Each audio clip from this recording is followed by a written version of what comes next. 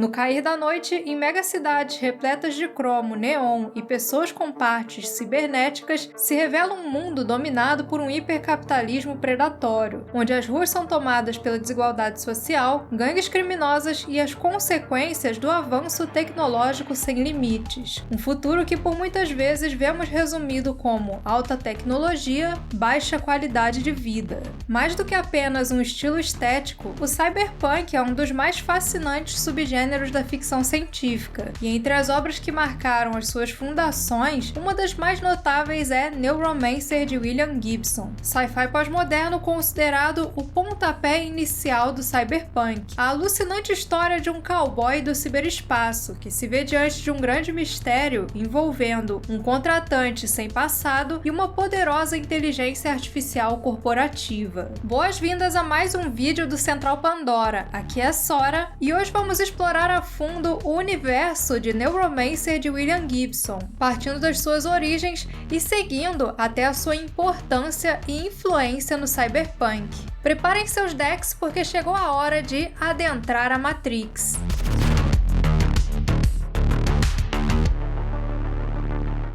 Não é sobre salvar a humanidade, é sobre salvar a si mesmo. Parte importante de entender o surgimento do cyberpunk é conhecer onde se fundaram as suas raízes. Tudo começou entre as décadas de 60 e 70, quando a ficção científica passou por um momento de transformação com o surgimento do movimento New Wave. Encabeçado por Michael Moorcock durante seu tempo como editor na revista britânica New Worlds, o New Wave surgiu como uma resposta à saturação das convenções da ficção científica na época, incentivando não apenas novos estilos e técnicas narrativas no gênero, mas também trazendo uma mudança de tom. O cenário sociopolítico marcado pelas inquietações trazidas pela Guerra Fria, a controvérsia envolvendo a Guerra do Vietnã e o surgimento de uma maior preocupação com o meio ambiente deram uma nova cara para a ficção científica, que deixou de lado a ênfase nas fantasias de aventuras no espaço e passou a explorar mais de questões sociais e humanas, em cenários por muitas vezes pessimistas. Um momento mais punk, onde autores do gênero começaram a abordar temas que eram tabus para a época, como a subcultura das drogas e a liberdade sexual, além de questionarem o valor das figuras messiânicas. E foi em meio a esse movimento que surgiu aquele que chamamos de proto-cyberpunk, uma série de obras precursoras do cyberpunk que nós já exploramos mais a fundo aqui no canal.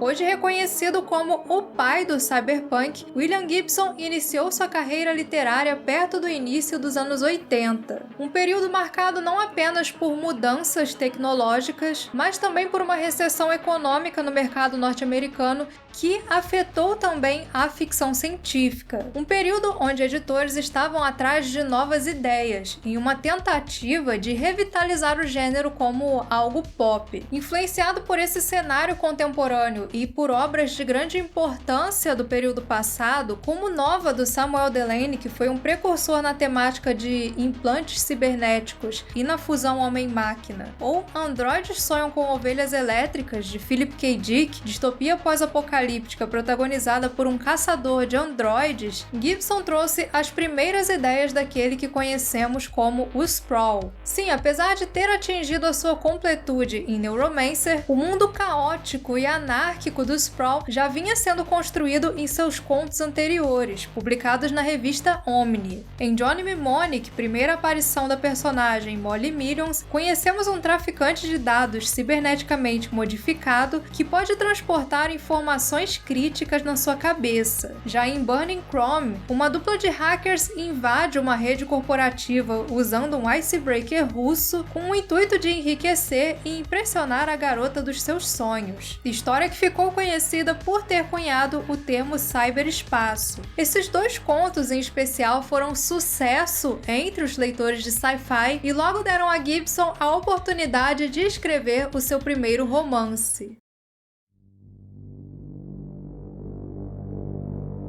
Night City era como uma experiência mal-sucedida de darwinismo social, projetada por um pesquisador entediado que não tirava o dedo do botão de fast forward. Pare de assaltar e você se afunda sem deixar rastro. Mas mova-se um pouco rápido demais e você quebra a frágil tensão da superfície do mercado negro. De qualquer uma das duas maneiras, você já era e não sobra nada seu. Embora o coração, o pulmão ou os rins possam sobreviver a serviço de algum estranho que tenha neo-ienes para pagar os tanques das clínicas. Lançado em 1984, Neuromancer é o primeiro de 3 livros que depois ficariam conhecidos como a trilogia do Sprawl. Nele conhecemos a história de Henry Dorset Case, um hacker que, ao ser pego roubando dos seus chefes, é contaminado por uma micotoxina que danifica o seu sistema nervoso e o impede de entrar no cyberespaço, o mundo virtual onde imperam os hackers. Um espaço que conecta todos os computadores do mundo, que tem um conceito semelhante ao que vemos no clássico Tron de 82. Cyberspace, a consensual hallucination experienced daily by billions of legitimate operators. In every nation by children being taught mathematical concepts. A graphic representation of data abstracted from the banks of every computer in the human system. Agora impossibilitado de fazer o que ele sabia fazer de melhor, Case se vê obrigado a viver como um criminoso na periferia de Chiba City, no Japão, um lugar onde o céu sobre o porto tem a cor de um canal de televisão fora do ar. Mas um dia ele é procurado por Molly Millions, uma samurai de rua com olhos espelhados e implantes letais, que o leva até um novo empregador misterioso, um ex-militar de passado nebuloso que lhe oferece uma cura em troca de um trabalho cheio de segredos, envolvendo um antigo teste militar, o clã corporativo Tesser Expo e uma inteligência artificial chamada Wintermute, que parece ter transcendido os seus limites. Com uma narrativa fervente, carregada de ação e mistério, com perseguições por becos escuros e invasões cibernéticas, Neuromancer conseguiu ser ainda mais impactante por conta do seu mundo, composto por arcologias, modificações corporais extremas, subculturas em constante mutação e um novo cenário completamente virtual. Uma visão impressionante de futuro que foi definitiva para moldar a forma como a ficção científica passou a ver e falar sobre a relação entre humanos e tecnologia. Nele não vemos a presença dos governos tradicionais, mas sim o poder concentrado nas mãos de corporações multinacionais chamadas de Zaibatsus. Aqui, as Zaibatsus são aquelas que definem o curso da história, e curiosamente, a maioria delas são japonesas. Tal qual o filme Blade Runner de 82, que adapta a história de Philip K. Dick, em Neuromancer,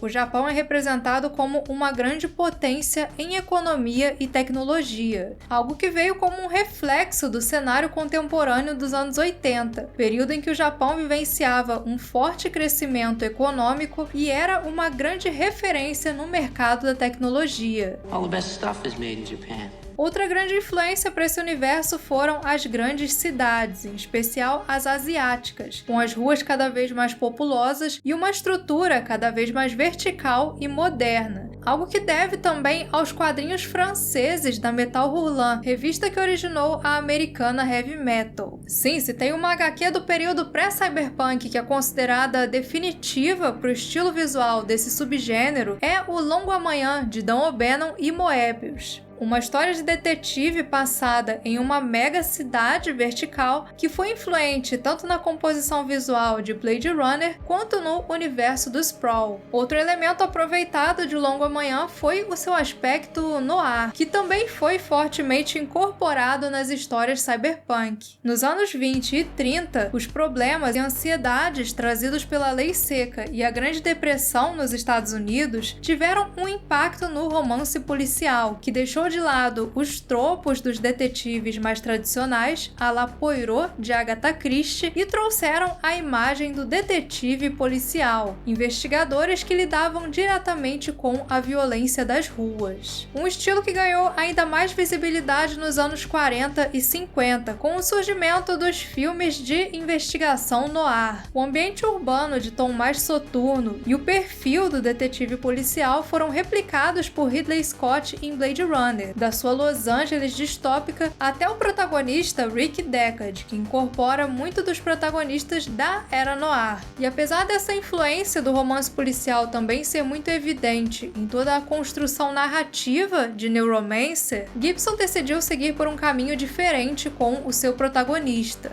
Ao invés de um policial, Casey é um criminoso que só quer salvar a própria pele, um anti-herói inspirado no personagem Snake Plissken de Fuga de Nova York. Assim como Snake, Casey se vê obrigado a aceitar a proposta de Armitage, já que agora ele tinha toxinas infectando lentamente seu corpo e voltaria à estaca zero caso não cumprisse o seu trabalho. E assim Gibson estabeleceu um outro tipo de personagem muito proeminente no cyberpunk, o transeunte das ruas escuras que busca pela sua oportunidade de ascensão. Nesse caso, um hacker que precisa utilizar as suas habilidades para não ser afogado pelo sistema. E assim como o cenário sociopolítico dos anos 20 e 30 transformou os romances policiais, os momentos finais da Guerra Fria também foram uma forte influência para a atitude mais punk e nihilista do cyberpunk, para o estabelecimento da figura do cowboy da Matrix, que enfrenta corporações oculto na escuridão do próprio quarto.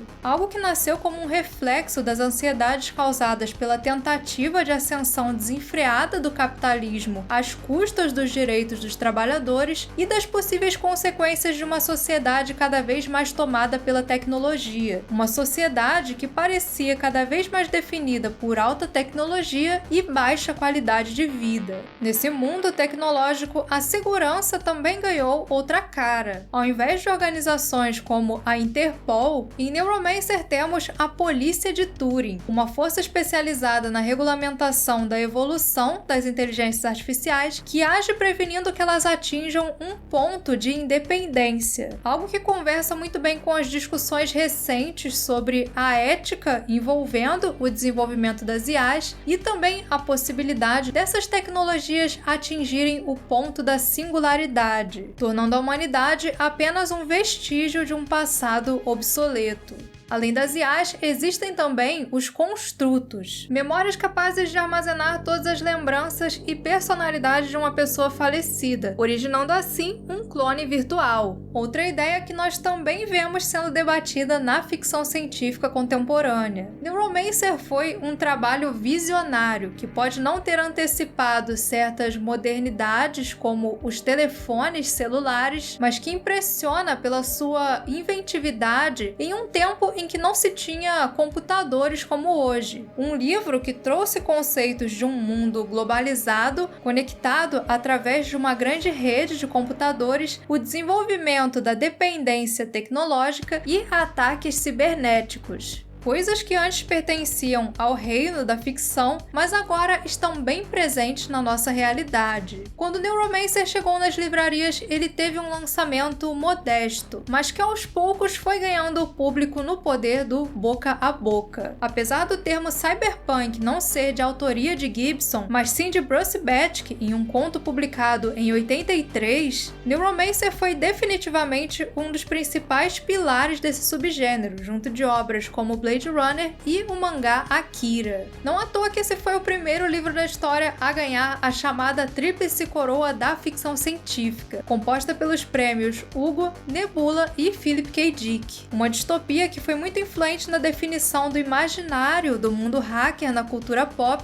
e ainda trouxe conceitos que depois ganhariam releituras igualmente interessantes, como é o caso do ciberespaço, também chamado de Matrix. Sim, foi por causa de Neuromancer que a Matrix, de uma das maiores franquias cinematográficas dos anos 2000, recebeu esse nome. O livro de Gibson é frequentemente citado como uma das maiores influências na criação do universo das Wachowski. Se você é fã de games, certamente já ouviu falar de System Shock, jogo onde um hacker mal encarado adentra o cyberespaço e navega por ele de forma bem parecida com Case, quebrando barreiras ICE com os programas Icebreakers. Até mesmo a vilã Shodan, uma uma IA que desenvolve um complexo de Deus ao ser libertada das suas restrições éticas, compartilha traços em comum com o Intermute. Ainda falando em games, é impossível não ver a sombra de Neuromancer em títulos como os da série Deus Ex, que exploram as consequências da fusão homem-máquina, ou até mesmo no recente Cyberpunk 2077, um futuro distópico que parece reflexo da modernidade, mas teve sua origem em um RPG de mesa dos anos 80. Aliás, toda a onda cyberpunk que tomou o cinema a partir da metade dos anos 80 deve muito a Neuromancer de William Gibson, um universo que foi capaz de mexer tanto com o imaginário popular que teve influência até mesmo na criação do Synthwave, um estilo musical fortemente inspirado nas trilhas sonoras de filmes dos anos 80 que busca capturar a nostalgia do retrofuturismo, evocando muito da atmosfera do cyberpunk. Sim, Neuromancer foi uma obra de impacto, que transcendeu as camadas literárias e definiu toda uma visão de futuro, seja através das inúmeras representações que o cyberpunk ganhou na cultura pop, ou até da sua influência no mundo real, que marca presença na música, na moda e até mesmo no modo de vida das novas gerações, que já nasceram em um período onde o real e o virtual estão constantemente conectados, onde a distinção entre os dois mundos já virou coisa do passado. Esse foi o nosso vídeo sobre Neuromancer de William Gibson. Para muito mais ficção científica e seus diferentes universos, continuem aqui no Central Pandora. E antes de encerrar, um agradecimento especial ao membro da nossa ponte de comando, Mr. Vitim, e aos nossos oficiais de ciências, Rosana Barbosa, Black Vortex e Cláudio Márcio Lopes, pessoas que participam diretamente na nossa missão de trazer entretenimento para todas as galáxias. Muito obrigada a todos e vejo vocês no próximo vídeo.